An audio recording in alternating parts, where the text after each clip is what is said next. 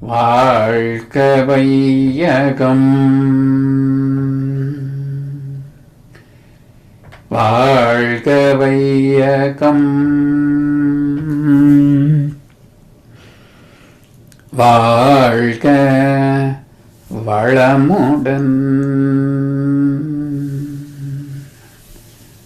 சிந்தனையை உடல் நலத்தை சீரமைத்து உய்வித்த குருவே வாழ்க, குருவே துணை. வேதாத்ரியம் வாழ்க வளமுடன்.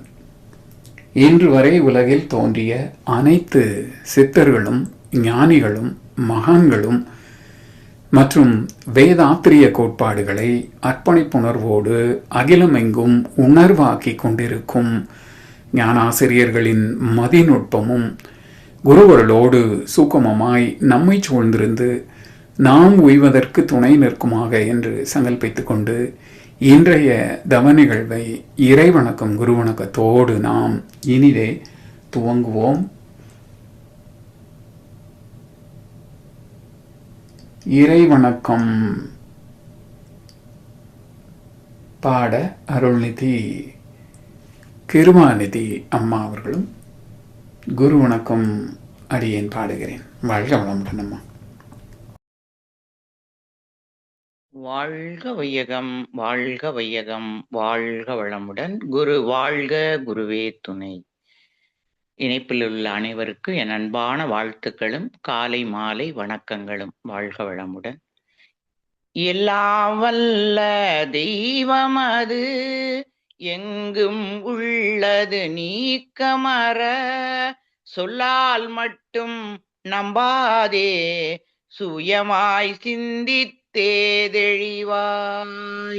வல்லாயுடலின் இயக்கம் அவன், வாழ்வில் உயிரில் அறிவும் அவன், கல்லார் கற்றார் செயல் விளைவாய் காணும் இன்ப துன்பமவன்.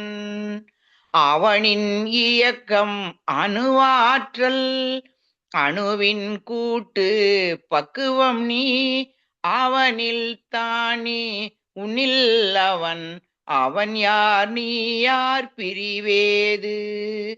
அவனை மறந்தால் நீ சிறியோன், அவனை அறிந்தால் நீ பெரியோன்.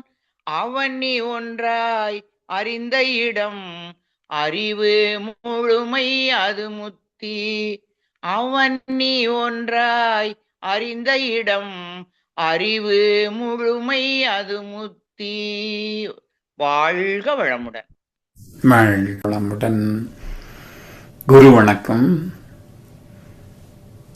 உயும் வகை தேடி உள்ளம் உருகி நின்றேன், உயர் ஞான தீட்சையினால் உள்ளொடுங்கி.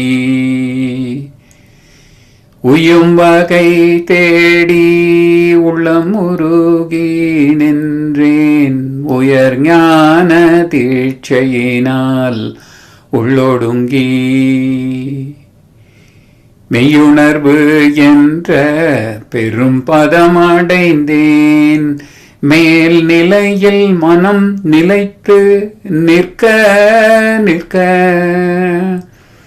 ஐயுணர்வும் ஒன்றாகி அறிவறிந்தேன், ஆசை என்ற வேகம் ஆராய்ச்சியாச்சு. செய்தொழில்களில் கடமை உணர்வு பெற்றேன், செய்தொழில்களில் கடமை உணர்வு பெற்றேன். சிந்தனையில் ஆழ்ந்து பல விளக்கம் கண்டேன் குரு, சிந்தனையில் ஆழ்ந்து பல விளக்கம் கண்டேன். குருவே துணை, குருவே துணை, குருவே துணை,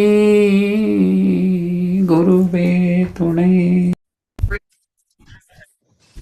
வாழ்க வையகம், வாழ்க வையகம், வாழ்க வளமுடன்.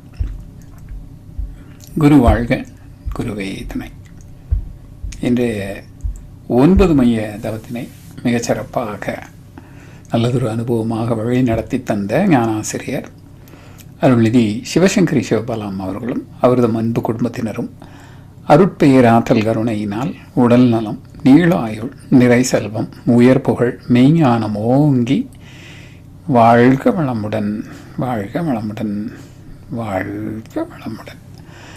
தொடர்ந்து ஞானமும் வாழ்வும் ஞானக்களஞ்சிய கவி விளக்கம் வழங்கிட மூத்த பேராசிரியர் ஞானாசிரியர் அருள்நிதி பழனிசாமி வேலுச்சாமி ஐயா அவர்களை அன்போடு அழைத்தமைவோம். இன்றைய கவி எண் 136. வாழ்க்கை சிக்கல் தீர அது தொடர்கின்றது. வாழ்க வளமுடன். ரொம்ப சிக்கல் இருக்கு என்னங்கய்யா? வாழ்க வளமுடன். வாழ்க வளமுடன் ஐயா. வாழ்க வளமுடன். வாழ்க வையகம், வாழ்க வையகம், வாழ்க வளமுடன். குரு வாழ்க, குருவே துணை. சான்ற பெருமக்களே, ஞானமும் வாழ்வும் கவிதை தொகுப்பு போன்ற சிந்தனையில் இன்றைய தினம் வாழ்க்கை சிக்கல் தீர என்ற தலைப்பில் 3வது கவியின் விளக்கத்தை பார்ப்போம். பேரியக்க மண்டலத்தை அளந்து நிற்கும் பேரறிவால் தோற்றம் இயக்கம் சீரறிந்த பெரியோர் வழி பின்பற்ற நேரறிவு, செயல் திருத்தம், நினைவு தூய்மை நிச்சயமாய் ஐயுணர்வில் மயங்கி ஆற்ற வேறறுத்த மரமொக்கும் விழித்துணர்வீர் விளைவும் முதலும்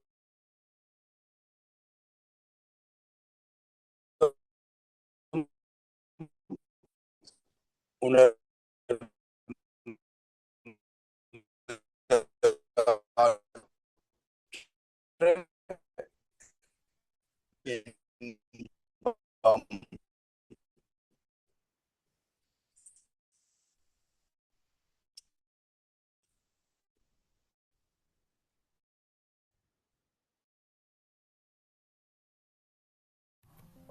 வாழ்க வளமுடன் ஐயா. பேசுறது எனக்கு மாத்திரம் வாழ்க்கை அஞ்ஞானமாக ஞானமாக படிநிலைகளிலே அமைந்திருப்பது எவரும் அவரவர் நிலைகளிலே தான் தேடும் இருக்காது. இந்த மெய்ஞான நிலையிலிருந்து கீழ் இறங்கி அஞ்ஞான நிலை வரைக்கும் வாழ்கின்ற மக்களிடத்திலே அறியாமையின் காரணமாக பல வகையான பிரச்சனைகளை அவர்களே உருவாக்கி கொள்கிறார்கள். இன்றைக்கு உலக அளவிலே பார்க்கின்ற போது தானாக வந்தமைந்த சிக்கல் எவ்வளவு, நாம உருவாக்கி கொண்ட சிக்கல்கள் எவ்வளவு என்று கணக்கு பார்த்தோம் என்று சொன்னால் எல்லாமே நாம தேடிக்கொண்டதாகத்தான் இருக்கும். ஒன்று, இப்பிறவியில் அறியாமையின் காரணமாக நாம் ஏற்படுத்திக் கொள்கின்ற சிக்கல்கள். இரண்டாவது, நமக்கு அறியாமல் சஞ்சித கர்ம வினையாக நம்முடைய முன்னோர்கள் அறிந்தோ அறியாமலோ செய்த பாவப்பதிவுகளின் வினைகள். இவை சேர்ந்துதான் நமக்கு சிக்கல்களாக அமைகின்றன. எனவே இதற்கு என்ன தீர்வு என்றால், அறிவிலே தெளிவு பெறுகின்ற போது அறிவே அந்தந்த சிக்கல்களுக்கான தீர்வை கண்டெடுக்கும். அறிவின் இயல்பே துன்பத்தை நீக்குவது தானே. தர்ம சம்ஸ்தாபனார்த்தாய சம்பவம். இப்போ எப்போதெல்லாம் சிரமங்கள் பிரச்சனைகள் தோன்றுகின்றதோ அப்போதெல்லாம் அறிவு எழுச்சி பெற்று தீவிரமாக சிந்தனை செய்து அதற்கான தீர்வை கண்டெடுத்து வந்தது தானே பரிணாமம். அதே இயல்பு வாழ்க்கையிலும் இருக்கும் இல்லையா? எனவே அவரவர் அறிவு சார்ந்த வாழ்க்கைக்கு திரும்பிவிட்டால் நம்முடைய அறிவே நமது பிரச்சனைக்கான தீர்வையும் எடுத்துக்காட்டும். சரி, இப்போ அந்த அறிவறிந்த நிலைக்கு வருவது எப்படி? பாரதியார் சொல்லுவார், எண்ணிய முடிதல் வேண்டும். எல்லாரும் அப்படிதான் எதிர்பார்க்கிறோம், நினைச்சதெல்லாம் நடக்கணும். நடக்கலையே. எப்ப நடக்கும் என்றால், நல்லவே எண்ணல் வேண்டும். நல்லதை மட்டுமே நினைத்தோம் என்றால் அது எல்லாமே செயல்பாட்டுக்கு வரும். நல்லதான் நினைக்கிறேன், எனக்கு நல்லது, என் குடும்பத்துக்கு நல்லது, என் பரம்பரைக்கு நல்லது, 49 தலைமுறைக்கு நல்லதுதானே நினைக்கிறேன் என்றால் இது அல்ல நல்லது. நல்லது என்பது தனக்கோ பிறருக்கோ தற்காலத்திலேயோ பிற்காலத்திலேயோ உடலுக்கோ மனதுக்கோ நன்மையே தரக்கூடியவைதான் நல்லதே தவிர நான், எனது குடும்பம், சந்ததி என்று போனால் அது இப்படியும் போகலாம், அப்படியும் போகலாம். எனவே நல்லவே எண்ணல் வேண்டும். எல்லோருக்கும் நன்மையை தரத்தக்க வகையிலே நல்லது என்ன வேண்டும் என்று சொன்னார். அதற்கு என்ன தேவை? நல்லவே எண்ணல் வேண்டும், திண்ணிய நெஞ்சம் வேண்டும், தெளிந்தனல் அறிவு வேண்டும். அப்ப திண்ணிய நெஞ்சம், உறுதியான மனம். அந்த உறுதியான மனம் எப்போ வரும் என்றால் அறிவிலே தெளிவு பெறுகின்ற போது மனம் உறுதி பெறுகிறது. இதுதான் வாழ்க்கை, இதுதான் பயணம், இதுதான் நம்முடைய தேவைகள், இது இந்த இடத்துல கிடைக்கும், இந்த காலத்திற்கு அது நமக்கு கிடைத்தால் போதும் என்ற தெளிவு வருகின்ற போது பொருளை நாடியோ பதவியை நாடியோ நாம் ஓட வேண்டிய அவசியமே இருக்காது. அதனால் அறிவிலே தெளிவு பெறுகின்ற போது இப்படித்தான் வாழ வேண்டும் என்று தர்மம் சார்ந்த வாழ்க்கையிலே மனம் உறுதி கொள்ளும். அப்படி அறம் சார்ந்த வாழ்க்கையிலே மனம் ஸ்திரமாக நிற்கின்ற போது தனக்கும் பிறருக்கும் நன்மையை தரத்தக்க வகையிலே எண்ணம், சொல், செயலாகும். அப்படி ஏற்படுகின்ற எல்லா எண்ணங்களும் நல்ல பலன்களை தரும். எனவே எண்ணிய முடிதல் வேண்டும், நல்லவே எண்ணல் வேண்டும், திண்ணிய நெஞ்சம் வேண்டும், தெளிந்தனல் அறிவு வேண்டும் என்று ஒவ்வொரு கேள்விக்கான பதிலாக கொண்டு வந்து இறுதியாக தெளிந்தனல் அறிவிலே நிறுத்தினார் பாரதியார்.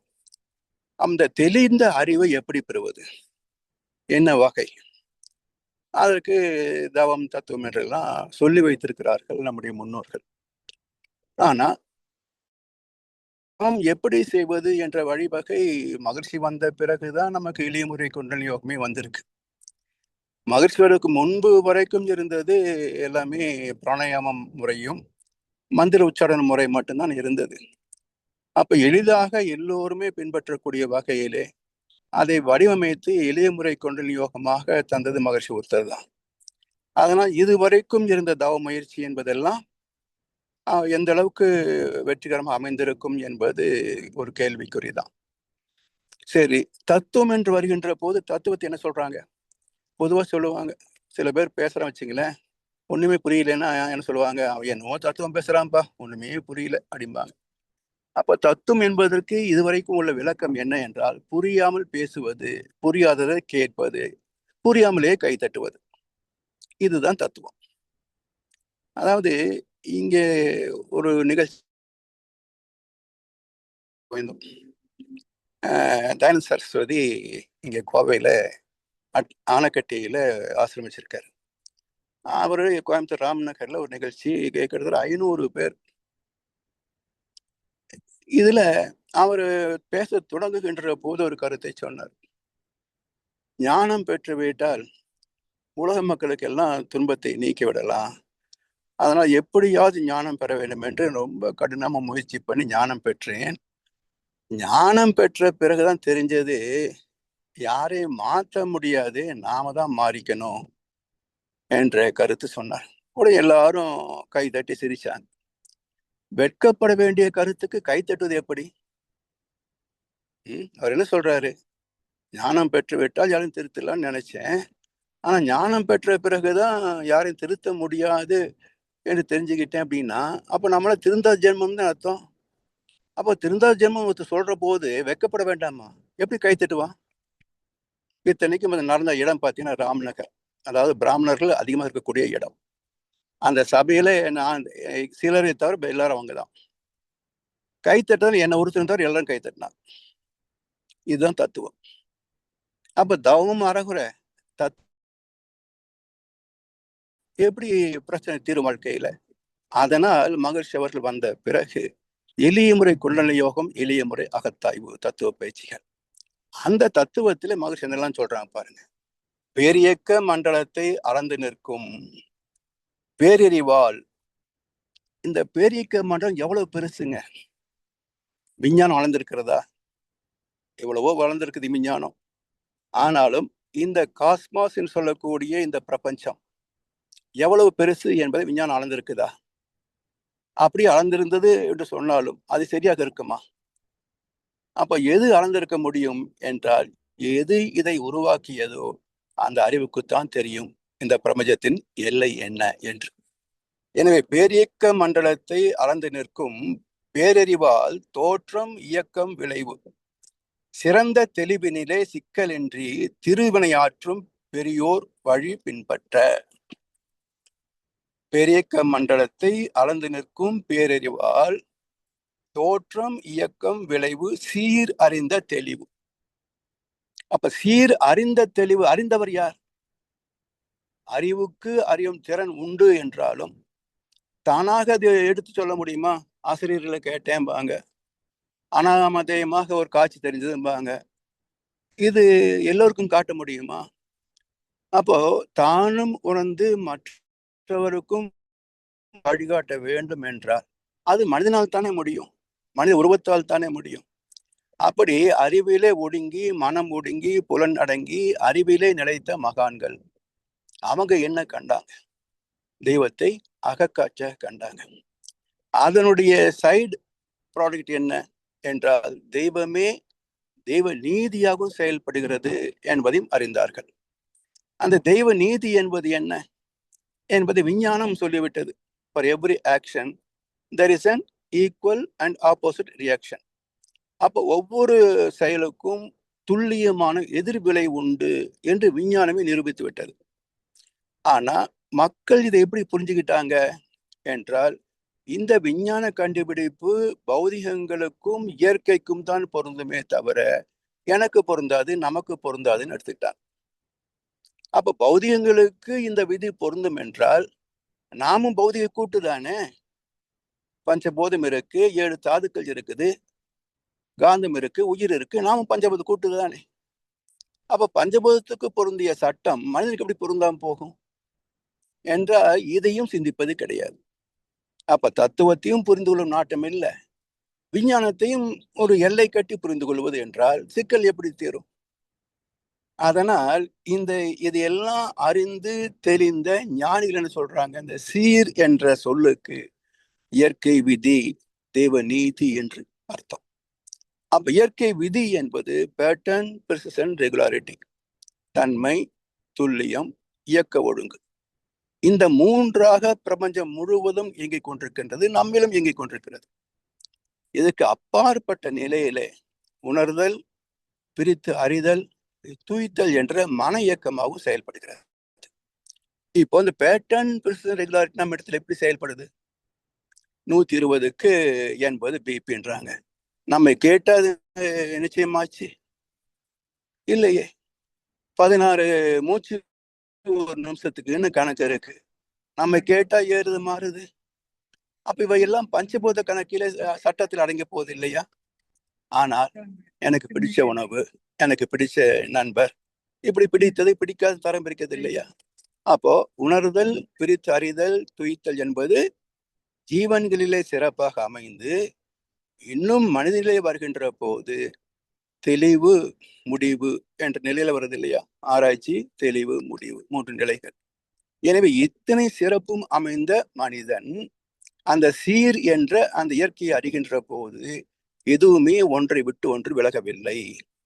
அப்ப தெய்வத்தை விட்டு தெய்வ நீதி விலகாது, இரண்டையும் விட்டு பிரபஞ்சம் விலகாது, பிரபஞ்சத்தை விட்டு பூமியும் விலகாது, பூமி விட்டு நாமும் விலக முடியாது, அந்த சட்டத்தை விட்டு விதியும் விலகாது. அதனால் இந்த விதியை பற்றி சொல்கின்ற போது பாரதியார் சொல்வார், காலத்தின் விதி மதியை கடந்திடுமோ என்றே. காலமே மதியனுக்கு ஒரு கருவியாம் என்றார். சரி, நினைச்சதெல்லாம் நடக்குமா என்றார். ஞாலத்தில் நன்னியது நல்குமோ என்றேன், நாளிலே 1-2 பழித்திடலாம் என்றார். பழித்திடலாம், மேபி, மே நாட் பி. அப்போ எப்போ பழிக்கும் எப்போ பழிக்காது என்றால் இந்த சீர் இயக்கத்தை புரிந்து கொண்டு சீரோடு வாழ்ந்தால் அது பழிக்கும். சீரை புரிந்து கொண்டு அலட்சியப்படுத்தினால் நடக்காது. சீரை புரியாமல் நான் ஒழுங்காத்தான் இருக்க நினைத்தாலும் நடக்காது. அப்ப அறிந்து செய்கின்ற தவறுகள், அறியாமல் செய்கின்ற தவறுகள், திட்டம் போட்டு செய்கின்ற தவறுகள், எல்லாத்துக்கும் விதி உண்டு இல்லையா? அது யார் சொல்றது, யார் கேட்கறதுங்க? அப்ப அறிந்தவர் சொல்லக்கூடிய கருத்துக்களை அறியாதவர்கள் கேட்டு பின்பற்றினால் தான் பயன் உண்டாகும், துன்பங்கள் விலகுமே தவிர அலட்சியப்படுத்தினாலோ இல்லை அறியாமையினால் விட்டுவிட்டாலோ அல்லது அறிந்தும் அதை புறம் தள்ளினாலோ பிரச்சனைகள் தீராது. எனவே சீர் அறிந்த தெளிவினிலே சிக்கல் இன்றி திருவினையாற்றும் பெரியோர். சிக்கல் இன்றி திருவினை ஆற்றும். திரு என்றால் இறைநிலை, பிரணவம். திருவினை இறைவனுடைய செயலாகவே. அதாவது பல ஞானிகள் சொல்லுவார்களே, என் செயல் என்பதெல்லாம் இறைவா என்னுள் இருக்கும் உன் செயலை. அதுதான் திருவினை. நான் என்ற முனைப்பு இன்றி எல்லாமே இறைவனுடைய இயக்கம்தான் என்ற பறந்து விரிந்த நிலையிலே, அறிவு சார்ந்த நிலையிலே செயல்படுகின்ற அனைத்துமே திருவினை. அப்ப அந்த திருவினை வெற்றிகரமாக நன்மை தரத்தக்கதாகத்தான் இருக்கும். எனவே சீர் அறிந்த தெளிவினிலே சிக்கல் இன்றி, தெளிவினிலே சிக்கல் இன்றி. இப்போ சிக்கல் என்பதே என்ன சிக்கல்? ஒண்ணு மலச்சிக்கல், இது எல்லாருக்கும் தெரியும். இன்னொன்னு மனசிக்கல், இது பல பேருக்கு தெரிஞ்சாலும் விடை தெரியாது. அப்ப சிக்கல் என்பது நுனி எங்க முடிவு எங்கன்னு தெரியாது போனா அதுக்கு இன்னும் சொல்லுவோமே இடியாப்ப சிக்கல்னு. எப்படி அவுக்க முடியும்? அப்போ யார் அவுக்க முடியும் என்றால் இந்த சிக்கலின் திறம் தெரிந்தவர்கள். எங்கே ஒரு பிரச்சனை துவங்குது என்ற மூலம் தெரிந்தவர்களே முடிவை நிச்சயிக்க முடியும். அதனால் சிக்கல் என்பது பெரும்பாலும் நாம உருவாக்கி கொள்வது, இயற்கை சிக்கலை உருவாக்குவது இல்லை. அப்ப இந்த சிக்கலை உருவாக்க காரணம் என்னன்னு சொன்னால் அறியாமை, அலட்சியம், உணர்ச்சி வயம். எனவே இதிலிருந்து சிக்கல் இன்றி திருவினையாற்றும் பெரியோர், பெரியோர் வழி பின்பற்ற பேரறிவு, செயல் திருத்தம், நினைவு தூய்மை நிச்சயமாய் ஐயுணர்வை மயங்கி ஆற்ற பேரறுத்த மரம் ஒக்கும். இந்த பேரறிவை பெறுகின்ற போது, பெரியோர் காட்டிய வழிகளிலே வாழ்கின்ற போது, நேர் அறிவு, நேர்மையை மட்டுமே சிந்திக்கின்ற, நேர்மையை பயன்கொள்கின்ற அறிவு, நேரறிவு, செயல் திருத்தம், இதுவரைக்கும் செய்த செயல்களிலே நல்லது என்றால் அதை ஸ்திரப்படுத்திக் கொள்வதும், அல்லது என்றால் அதை முறைப்படுத்திக் கொள்வதும், அது செயல் திருத்தம். இந்த செயல் திருத்தத்திற்கு மூலம் மன திருத்தம், நினைவு திருத்தம். அப்போ நினைவு தூய்மை நிச்சயமாய் ஐயுணர்வில் மயங்கி ஆற்ற. இதெல்லாம் இருக்குது. ஆனா ஏன் சிக்கல் வருது என்று சொன்னால் ஐயுணர்வில் மயங்கி ஆற்ற. இந்த புலன் வழி வாழ்க்கையில எவ்வளவு தூரம் நாம் பாதிக்கப்பட்டிருக்கிறோம், அதுக்கு அடிமையாக நிற்கிறோம் என்று பார்த்தோம் என்று சொன்னால் பல வகையில சிக்கியிருப்போம். அதாவது இது ஒரு அடிமைத்தனம் தான். பாரதியார் சொல்லுவார், என்று தனிமைந்த சுதந்திர தாகம், என்று மடியுமெங்கள் அடிமையின் மோகம். இதை வச்சுட்டு பாரதியார் சுதந்திர போராட்டத்தை எழுதினாருன்னு நினைச்சுக்கிட்டாங்க. அவர் சுதந்திர போராட்டத்தை பற்றி பேசல, ஆத்ம விடுதலை போராட்டத்தை பற்றி பேசினார். ஏன்னா இந்த பாட்டுடைய கடைசி 4 வரிகளை பார்த்தா தெரியும். தஞ்சம் அடைந்த பின் கைவிடலாமோ, தாயும் தன் குழந்தையை தள்ளிட போமோன்னு முடியும் இந்த பாட்டு. எனவே நம்ம எதுக்கெல்லாம் அடிமையாக இருக்கிறோம்? தீய எண்ணங்களுக்கு அடிமை, ஆசைகளுக்கு அடிமை, கோபம், கவலை, பொறாமை, வெறுப்பு, எல்லாத்துக்கும் அடிமையாக இருக்கிறோம். இந்த அடிமைத்தனத்திலிருந்து எப்போது நான் விடுதலை பெறுவேன் என்ற ஆத்ம தாகம் தான் அந்த கேள்வி. என்று தனிமைந்த சுதந்திர தாகம், என்று மடியும் எங்கள் அடிமையின் மோகம். இந்த புலன்களுக்கு அடிமையாக இருப்பதிலே ஒரு நாட்டம் உண்டு, ஒரு தேட்டம் உண்டு, தேடுதல் உண்டு. அப்படியே வெளியே போய் பார்ப்போமே, எதை நோக்கி மக்கள் நகர்றாங்க பாருங்களேன். நல்லா தின்னு தீர்க்க வேண்டியது, போய் ஆஸ்பத்திரியில் படுத்துக்க வேண்டியது. இன்னைக்கு கோயம்புத்தூர்ல ரொம்ப ப்ராஃபிட்டபிள் பிஸ்னஸ்ன்னா ஒன்று ஹோட்டல், இன்னொன்று ஹாஸ்பிட்டல். 2 ஹெச் தான். இது ஒரு ஹோட்டல், அது ஒரு ஹாஸ்பிட்டல். இங்கே தின்னு அங்கே படுத்துக்க வேண்டியது. இதில் வயது குறைஞ்சிக்கிட்டே வருது. 75-80 வயசுல ஆஸ்பத்திரிக்கு போவாங்க. இப்போ பார்த்தா 20-25 வயசுலேயே வந்து ஆஸ்பத்திரி நிற்கிறாங்க. அப்போ என்ன அர்த்தம்? பிறந்ததுலேருந்து தின்ன சாக்லேட்டு, பிஸ்கெட்டு, இதுதானே காரணம்.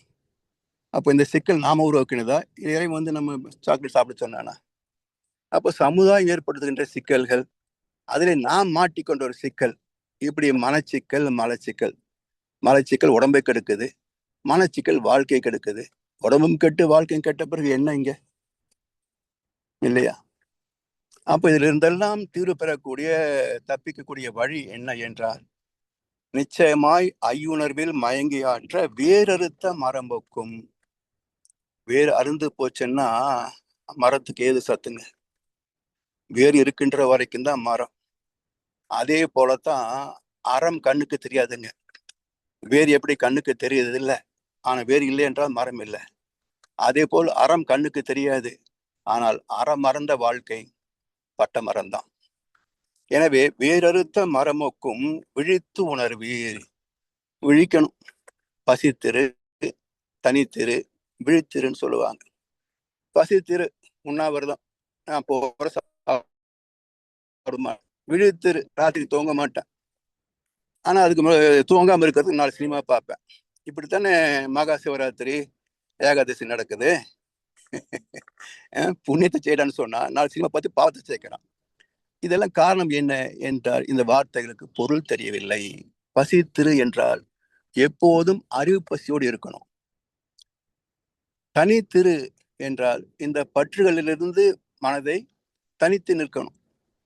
அதாவது உடல் அளவிலே தொடர்பு, மனதளவிலே துறவு. இதுதான் தனித்திரு. விழித்திரு, இந்த 2 நிலைகளிலேயும் தவறி விழாமல் விழிப்போடு இருப்பது கான்ஸ்டன்ட் அவேர்னஸ், விழிப்பு நிலை. அப்படி ஐயுணர் மயங்கி ஆற்ற வேறறுத்த மரமொக்கும் விழித்து உணர்வீர். விளையும் முதலும் உணர்ந்து ஆற்ற இன்பம். அப்போ விளைவையும் உணர்வையும் கணக்கிலே கொண்டு எண்ணம் சொல் செயலை பயன்படுத்தினால் வாழ்க்கையில் சுகத்தை தவிர வேற என்ன? இன்பமே இயற்கையிலே எங்கும் இதிலும் எப்போதும் நிறைந்துள்ளது அனுபவத்திற்கு. அதற்கு ஒரே வழி நம் கடமை அறவாழ்வின் நாட்டத்தை சிறக்கட்டும் என்று சொல்லி வாய்ப்பளித்த செவிமடுத்த அனைவருக்கு நன்றி பாராட்டி இந்த உரையை நிறைவு செய்கின்றோம். வாழ்வளமுடன், வாழ்வளமுடன், வாழ்க வையகம்.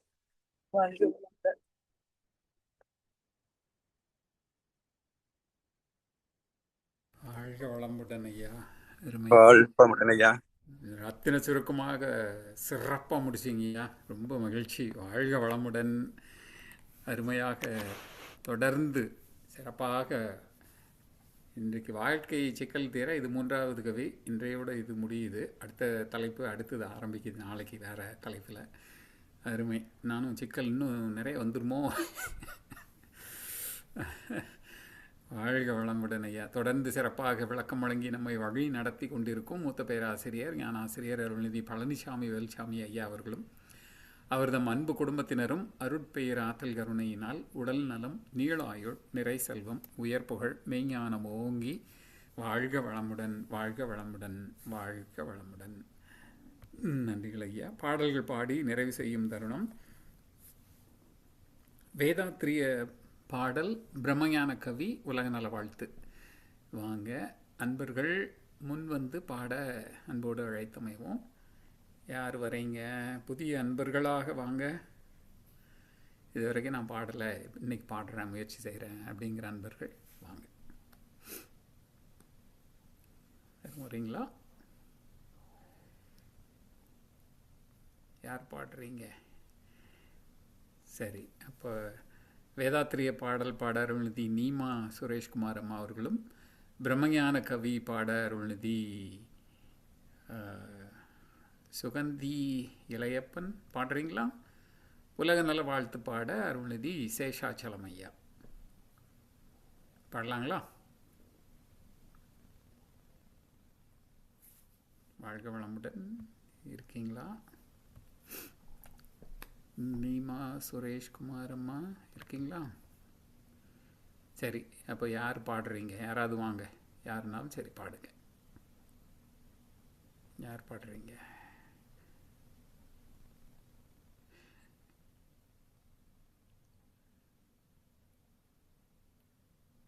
யாரும் இல்லையா? சரி, அப்போது கிருபாநிதி அம்மா, மைதிலி அம்மா, கவிதா, ராதா ரவிச்சந்திரன் அம்மா, 3 பேரும் ஆளுக்கு ஒரு கவி பாடுங்க. வாழ்க வளமுடன். வாழ்க வளமுடன். வேதாத்திரிய பாடல்.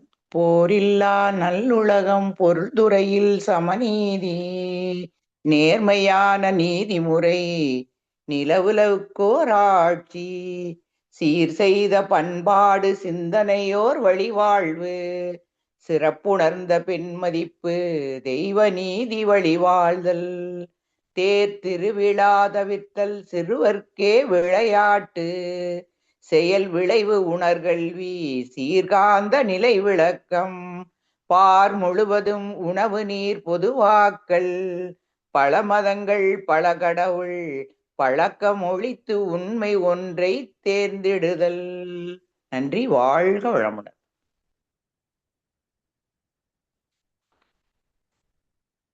அடுத்த பாட்டு.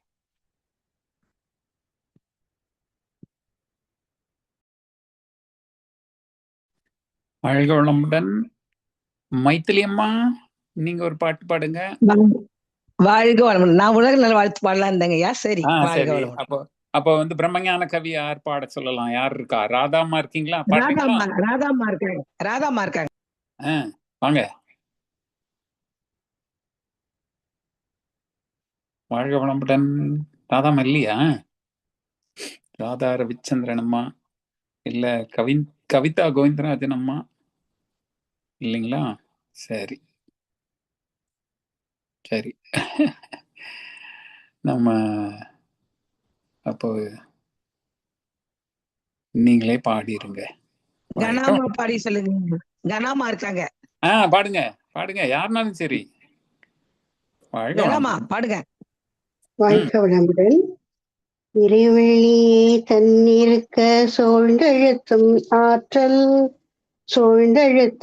ஆற்றல் இதன் திணிவு மடிப்பு விழ சுழலும் நுண்விண்ணாம் இதன் திணிவு மடிப்பு விழ சுழலும் நுண்விண்ணாம் நிறைவெளியில் விண் சுழல நெருக்குகின்ற உரசல் நிலைவெளியில் எழுப்புகின்ற நேரலைகள்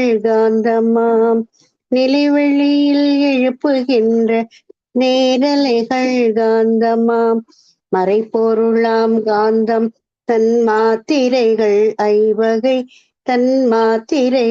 ஐவகை மலைக்காதீர்வின் கூட்டம் மாபூதம் ஐந்துமா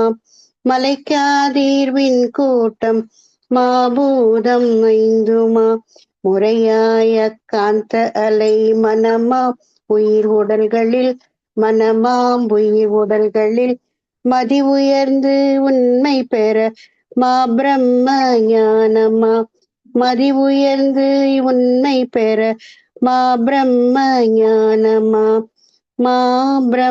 ஞானமாம். நன்றி. வாழ்க வளமுடன். வாழ்க வளமுடன். உலக நல வாழ்த்து.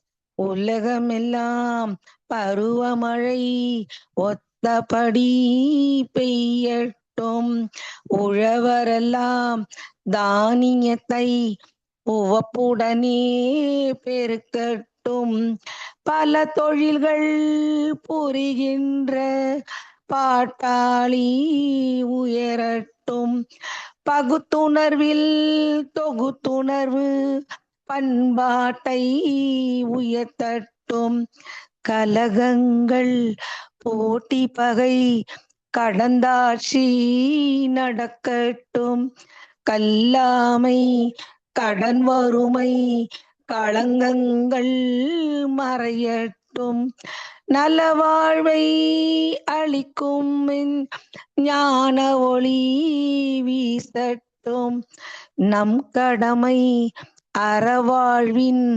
நாட்டத்தே சிறக்கட்டும், நம் கடமை அறவாழ்வின் நாட்டத்தே சிறக்கட்டும், நம் கடமை அறவாழ்வின் நாட்டத்தே சிறக்கட்டும்.